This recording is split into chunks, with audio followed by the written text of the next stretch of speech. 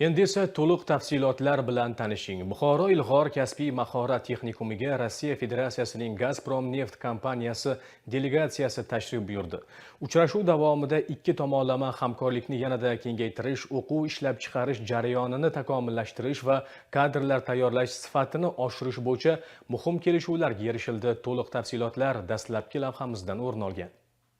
Bugun Buxoro viloyatida kasbiy ta'lim sohasida keng ko'lamli islohotlar amalga oshirilmoqda. Hududda 36 ta texnikum faoliyat yurityapti. Ularda 2025-2026 o'quv yilida 31 mingdan ortiq talaba tahsil oladi. E'tiborli tomoni, hozirda texnikumlar viloyatdagi 3500 dan ortiq korxona bilan hamkorlikni yo'lga qo'ygan bo'lib, 800 dan ziyod talabalar dual ta'lim shaklida ham o'qib, ham daromad topmoqda. Bu borada Buxoro Ilg'or kasbiy mahorat texnikumi yetakchilar qatorida turadi. Tahlillarga ko'ra, so'nggi 3 yil ichida texnikumni 919 nafar talaba bitirgan bo'lsa, shulardan 753 nafari o'z mutaxassisligi bo'yicha ishga joylashgan. Xususan, neft gaz sanoatining asosiy yo'nalishlari burg'ulash, quduqlarni kapital ta'mirlash, neft va gazni qayta ishlash, gaz uskunalarini ekspluatatsiya qilish, elektromontaj va payvandlash bo'yicha ishga joylashganlarning 50% ga yaqini xorij kompaniyalarida faoliyat olib boryapti. O'quvchilarning ishlab chiqarish amaliyoti imkoniyatlarini kengaytirish, Gazprom neft tasarrufidagi korxona va tashkilotlar uchun o'rta bo'g'im mutaxassislar tayyorlashni yo'lga qo'yish yuzasidan o'tgan muzokaralar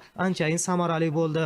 Rossiyaning bir qator zavodlari Buxoro viloyatiga tashrif buyurishdi va mazkur korxonalar bilan migratsiya agentligining o'sha fuqarolarni tartibli va xavfsiz migratsiyaga jo'natish bo'yicha shartnomalari mavjud va mana shu shartnomaga ko'ra bugun mana shu ishchi guruh sifatida kelgan delegatsiya qanday o'qitish jarayonlari mazkur texnikumda, demak, o'sha o'quvchilarni nazariy bilim o'qish jarayoni, amaliy, demak, o'qish jarayonlarini kuzatib borishdi va mana shu bevosita kuzatuvlar jarayonida o'quv dasturlari bilan ham yaqindan tanishdi. Bu yerda nafaqat shu texnikum talabalari, ya'ni o'sha xorijda ishlash istagida bo'lgan ishsiz fuqarolar ham keng jalb qilinadi va mana shu o'quvlar davomida ular maxsus o'sha sertifikat guvohnomalarini qo'lga kiritishadi.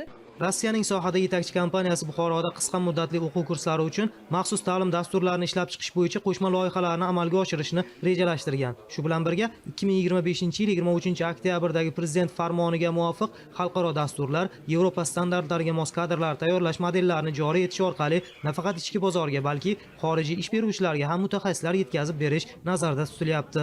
2 yildan beri Gazprom neft hamda Lukoil kompaniyalar bilan hamkorlikda texnikum ish olib borib, bularga ishsiz aholi qisqa muddatli kurslarga jalb qilib, ularni 1,5-2 ming AQSh dollari, demak, oylik maoshi miqdorida, demak, ishga yuborildi. Bugun tashrif buyurgan mana bu delegatsiyaning maqsadi hozirgi kunda 2025 va 2026 yillarga qator yana mana shartnomalarni imzolash, mutaxassislarni ish bilan ta'minlashdan iborat bo'lib hisoblanadi.